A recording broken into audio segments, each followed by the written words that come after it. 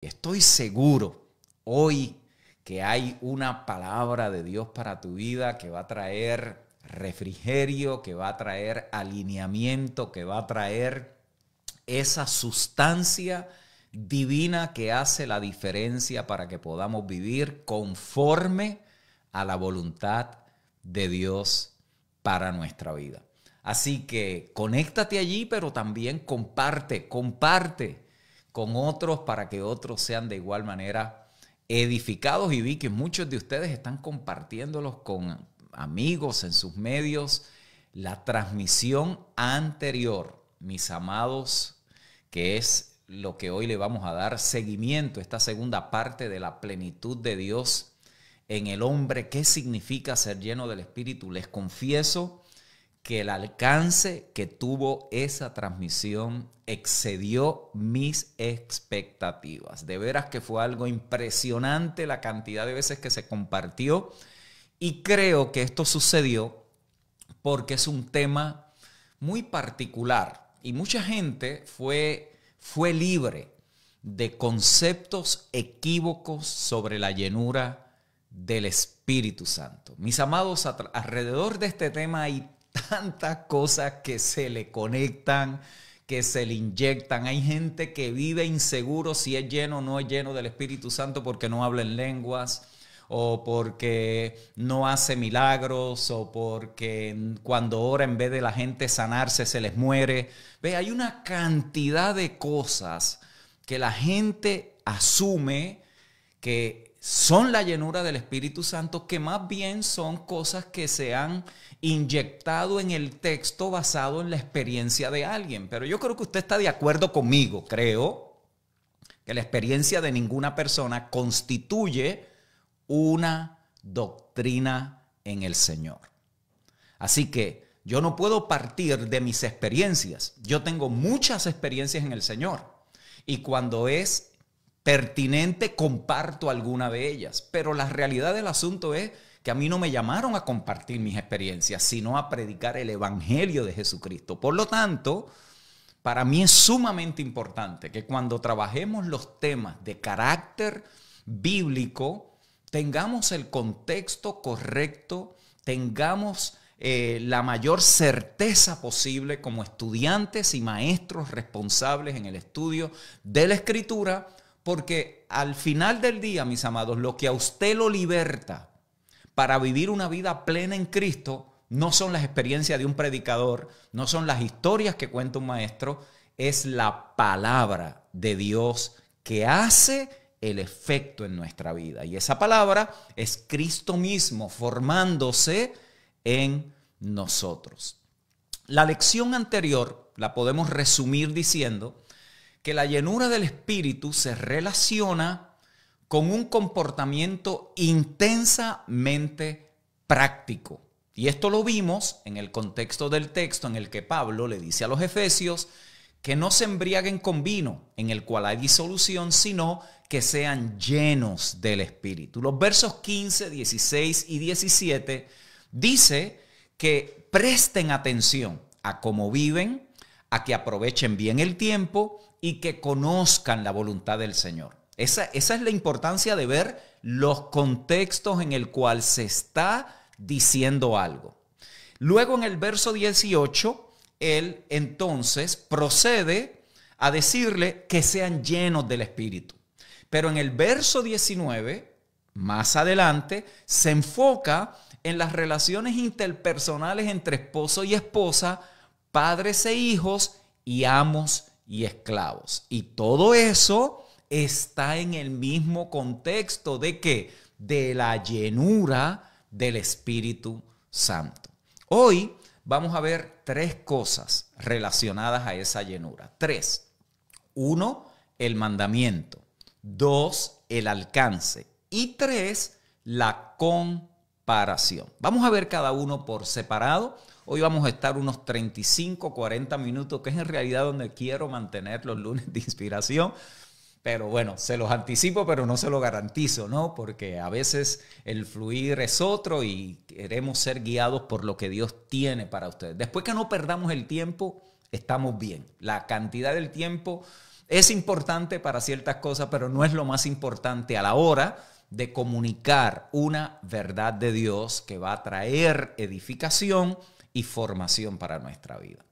Vamos a ver cada una de estas cosas, el mandamiento, el alcance y la comparación que se hace. Primero, el mandamiento.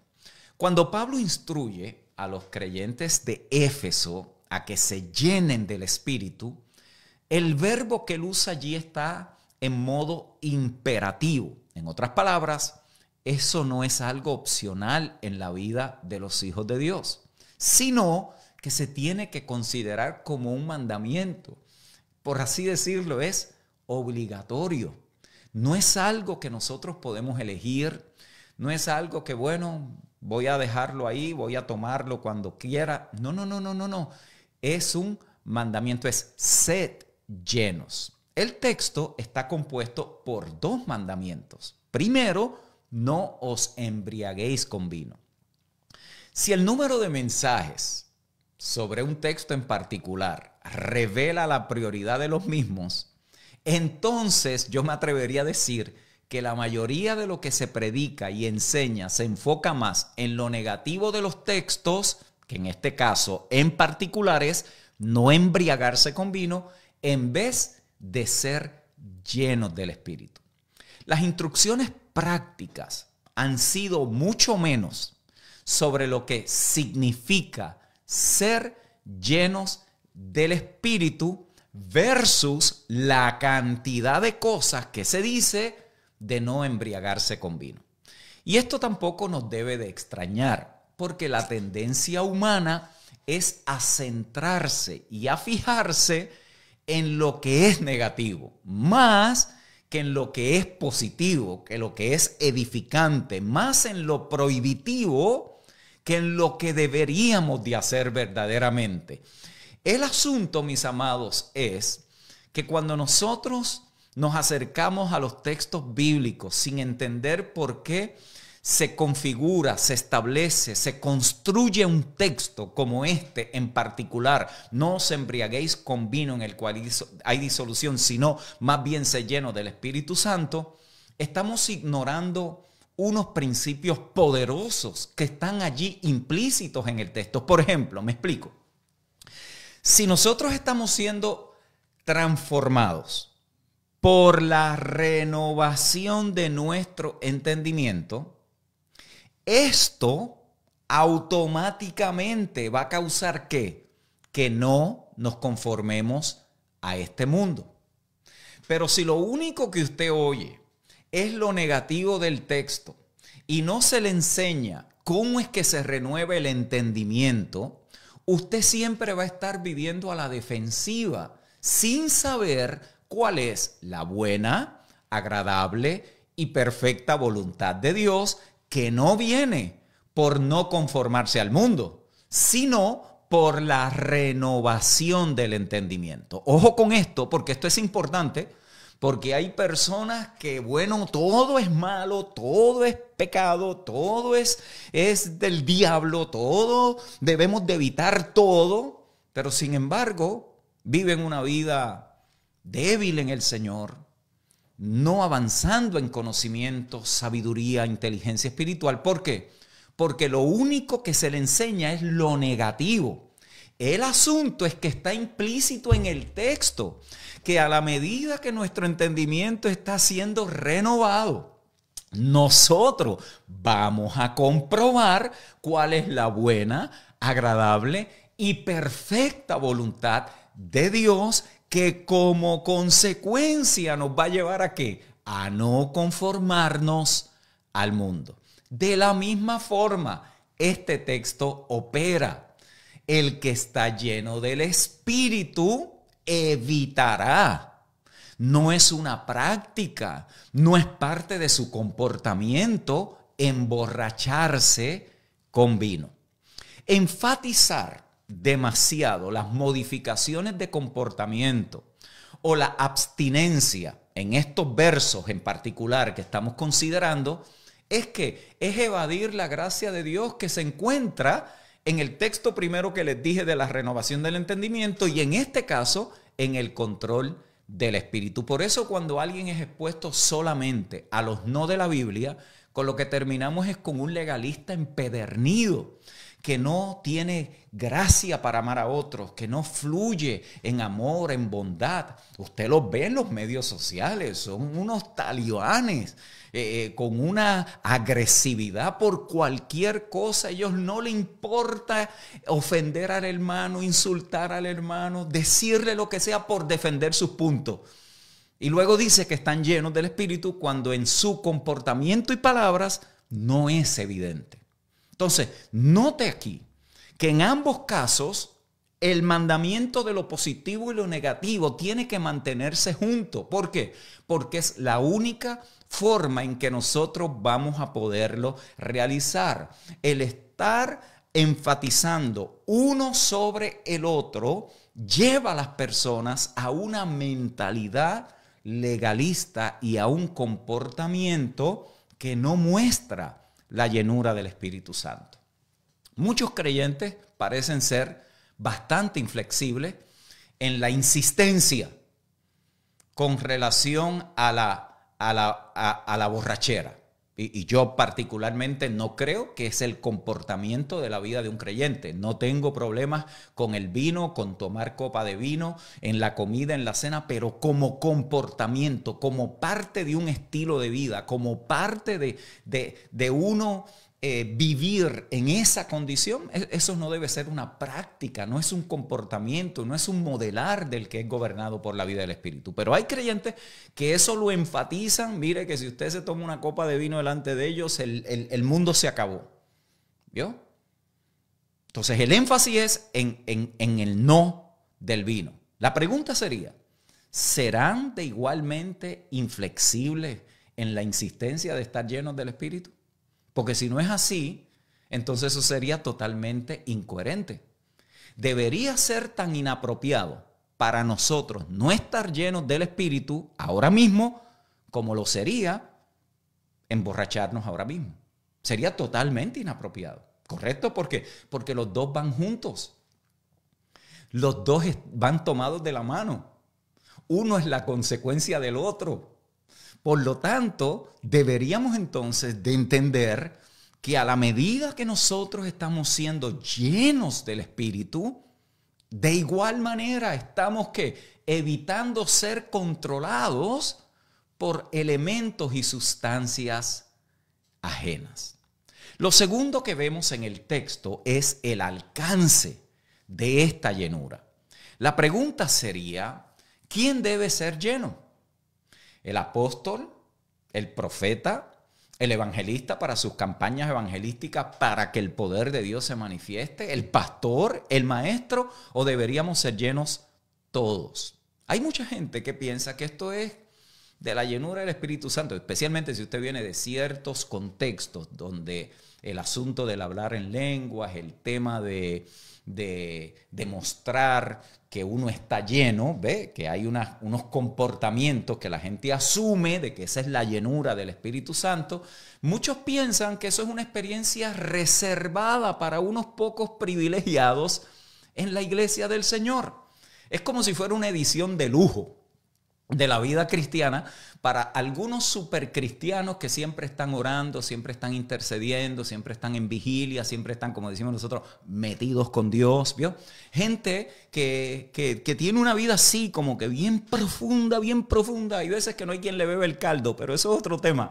Pero están así tan metidos con Dios que el creyente típico, el creyente que se queda dormido a los 20 minutos de estar orando, mira eso y dice, wow, yo nunca podré llegar a ser lleno del Espíritu Santo de esa manera. El asunto es que eso no funciona así, mi amado. Eso no trabaja de esa manera. Cuando Pablo instruye a los cristianos en Éfeso a que sean llenos del Espíritu, hay un sujeto implícito. Hay un sujeto implícito que se determina a partir del verbo. ¿Cuál es el verbo? Sed llenos. Sed llenos. Está en segunda persona plural.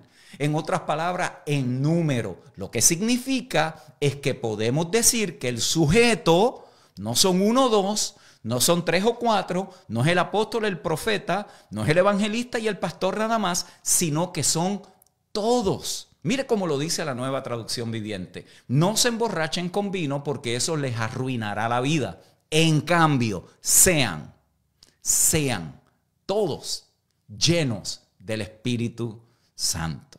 La llenura del Espíritu es derecho de todos los hijos de Dios.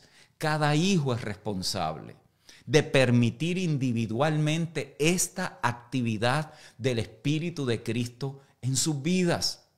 El sujeto plural es a cada uno, no que todos están llenos. Cada uno, habiendo y estando completo en Cristo. Ya esto yo lo trabajé en la primera lección. Y si no la has escuchado, tienes que escucharla. Este es el asunto de conectarte al lunes de inspiración, que lo anterior se conecta con lo próximo. Ya yo hablé de ese fundamento. Usted en Cristo no es que está siendo lleno porque no está completo. Está siendo lleno porque es una necesidad para la expresión de la llenura que ya tiene. Por lo tanto, el sujeto aquí es que cada uno en particular, para que todos corporativamente puedan mostrar esa llenura del Espíritu en la iglesia. De la misma forma de que porque uno esté borracho no significa que todos lo están. De que todos lo están. Por lo tanto, todos estamos completos en Cristo, pero cada uno tiene que ser lleno del Espíritu. Estar lleno, es más, dígalo por allí en los comentarios. Estar lleno del Espíritu es el derecho de nacimiento de todo hijo de Dios. ¿Por qué? Porque habiendo nacido del Espíritu, debemos ser llenos del Espíritu. Juan capítulo 3, versos 5 y 6. Dios quiere que cada hijo, que cada hija esté lleno del Espíritu, porque esa es la forma en cómo Él ha diseñado que esta nueva vida que hemos recibido funcione. Y esta nueva vida no es la vida del congregante. Eso no está mal. Cuando la Biblia dice que usted ha recibido una nueva vida, está hablando de algo totalmente que usted y yo nunca habíamos conocido. Es la vida misma de Dios impartida a nuestro espíritu, vivificándolo y haciéndonos uno con Él. Usted y Cristo son uno. Usted ahora participa de la naturaleza divina. El Espíritu del Hijo ha venido a hacer residencia en usted y es por medio de esa necesidad de ser llenos del Espíritu, que nuestra vida funciona como Dios siempre ha querido que funcione. Esto es algo dinámico, es algo constante, es algo del día a día, es algo a la cual nosotros participamos, es algo en el cual usted y yo vamos creciendo. Esa llenura del Espíritu Santo tiene que poder gobernar toda nuestra vida. ¿Y cómo sabemos que esto es lo que Pablo estaba queriendo decir? Por la comparación que hace. Por la comparación. Lo bueno del texto bíblico es que si nos sujetamos a ellos, ellos nos van a decir lo que los autores quisieron comunicarle a la iglesia. Por eso si nos salimos de allí empezamos a hacer conjeturas y empezamos a inyectarle cosas. Eso se llama eisegesis. Le empezamos a poner al texto lo que el texto no dice, lo que no fue nunca la intención del autor. Hay veces que para entender un texto hay que leer los primeros capítulos para poder comprender cómo aterrizó allí. ¿Por qué él está diciendo esto? ¿Por qué Pablo habla de la llenura del Espíritu Santo en el capítulo 5 y no habla en el capítulo 1 cuando dice todas las bendiciones que hemos recibido en Cristo y cómo estamos bendecidos en Él? ¿Por qué en el capítulo 5? ¿Por qué el contexto del capítulo 5 tiene que ver con un orden social? ¿Por qué tiene que ver con el esposo, con la esposa, con el papá, con los hijos, con el empleado, con el patrono? ¿Por qué tiene que ver con el amo, con el esclavo? ¿Por qué tiene que ver con la sujeción mutua? ¿Por qué? Porque Pablo aquí se está dirigiendo a unos creyentes que él le acaba de decir por 4 capítulos que son una nueva humanidad, que son una nueva creación, que ellos ahora pertenecen a un nuevo orden, que ellos caminan en un camino totalmente distinto al de los incrédulos y de los impíos, que ellos ahora están sentados en lugares celestiales. El hombre está hablando de una nueva realidad de vida para aquellos que participan de la vida de Dios. Ahora imagínense la potencia que esto tiene. Ahora él va a hacer una comparación. Es una comparación impresionante, mis amados. Una comparación impresionante. Note que él utiliza los conceptos de emborracharse con vino con estar llenos del Espíritu. Y lo usa en la misma oración. Esto es interesante. Esto es interesante. Y si él usa ese concepto de borracho con estar lleno, uno borracho de vino y el otro lleno del Espíritu en la misma oración, es porque él tiene la intención de hacer una comparación a modo de contraste. De hecho, no es la única ocasión en las Escrituras en la que estos dos conceptos se utilizan juntamente. Usted lo tiene que haber leído 1000 veces. Lucas, cuando identifica la experiencia que tuvo Zacarías, dice que oyó un ángel decir que su hijo Juan el Bautista no bebería vino, sino que estaría lleno del Espíritu. Lucas capítulo 1, verso 15. Más adelante, usted ha leído esa historia 1000 veces, estoy seguro. Capítulo 2 del libro de los Hechos. Se registra la experiencia el día de Pentecostés y dice que los apóstoles estaban llenos del Espíritu Santo o fueron llenos del Espíritu Santo. ¿Sabe lo que dijeron los que lo estaban viendo? Estos tipos están borrachos. Mire, las mismas dos palabras, borrachera y llenura. Estos están tostados porque son las 3 de la tarde nada más y miren cómo se están comportando. Miren cómo ellos están. Miren las características. Y dice que se burlaban de ellos.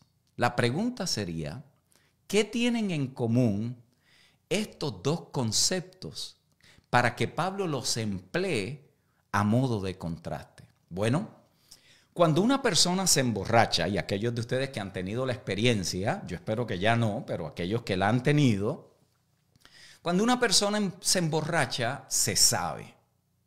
No es un misterio, se sabe. ¿Y se sabe por qué? Por su forma de comportarse.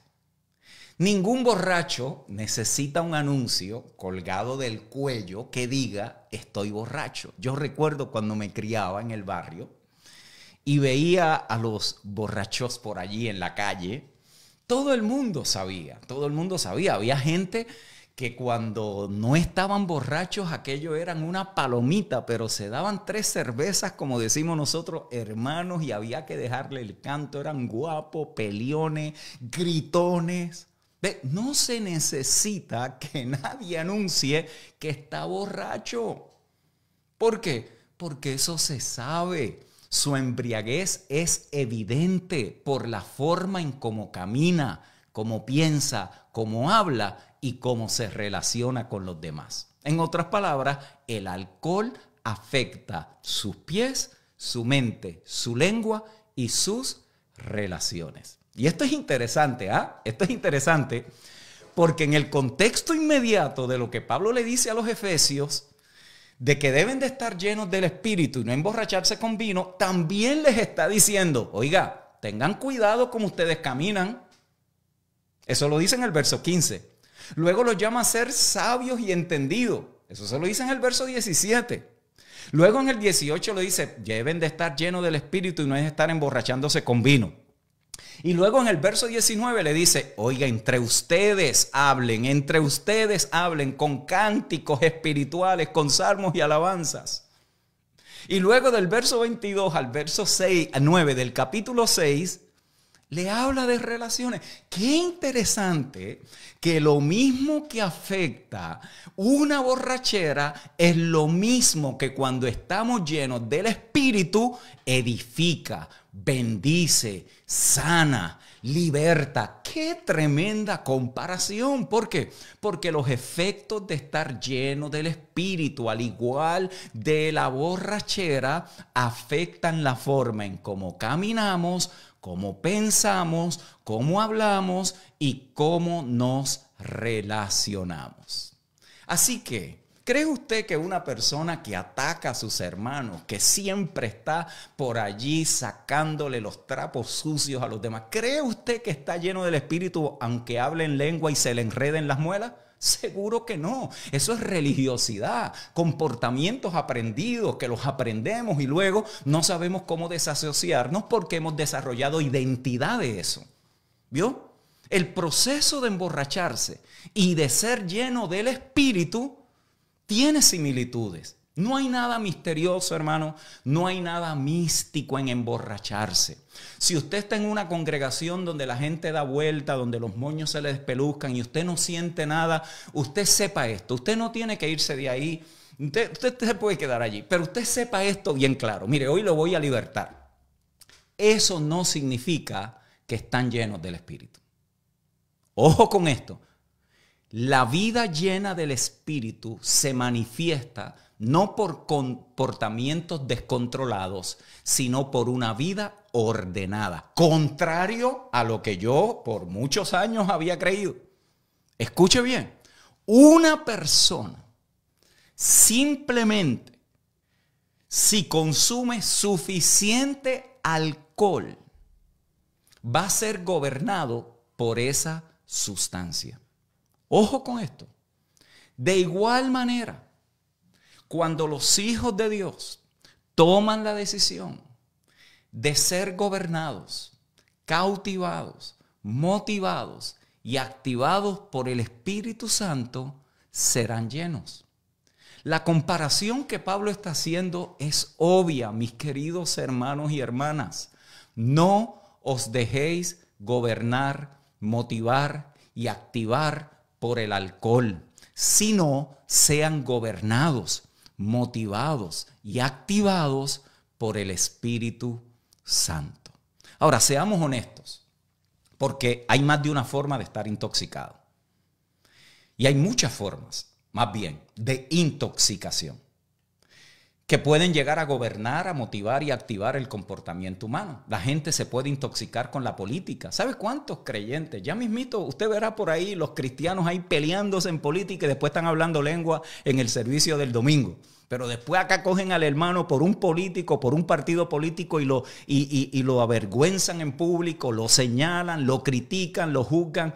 Por favor, ¿a quién vamos a engañar? ¿A quién vamos a engañar? Allá nos estamos comiendo el mundo hablando en lengua y después hablando a nuestro hermano despectivamente porque tiene otras ideologías que tienen que ver con aquí, no tienen nada que ver con lo celestial. La gente se puede intoxicar con la política, se puede intoxicar con los negocios del mundo, con el entretenimiento, con el sexo, con la pornografía, con la comida. Cristianos, mis amados, que están, dicen ellos, tomando autoridad sobre los demonios y un pedazo de carne los controla. Por favor, ¿a quién vamos a engañar? Nos estamos engañando a nosotros mismos. Podemos estar intoxicados de muchas cosas, no solamente con vino. Todo lo que se hace en exceso eventualmente gobierna sobre la vida de la persona. Escríbalo por allí si usted desea. Todo lo que se hace en exceso eventualmente gobierna sobre la vida de la persona. Los hijos de Dios debemos de mantener una conciencia clara que quien único debe gobernar nuestra vida es el Espíritu de Cristo. Y esto es una acción propia, consciente, participativa de la obra de Cristo en nosotros. Es nuestra respuesta en obediencia a la voluntad del Padre. Y esto no se ha acabado, esta serie está comenzando, faltan 2 o 3 lecciones todavía para ver cómo estos procesos se dan. Lo que quiero es que usted vea el por qué el apóstol utiliza esta comparación. Porque Él nos lleva a considerar y quiere que esta iglesia, que fueron los destinatarios originales de esta carta, pudieran entender la diferencia entre una cosa y la otra y cómo ellos debían de responder a eso que Él les estaba exhortando.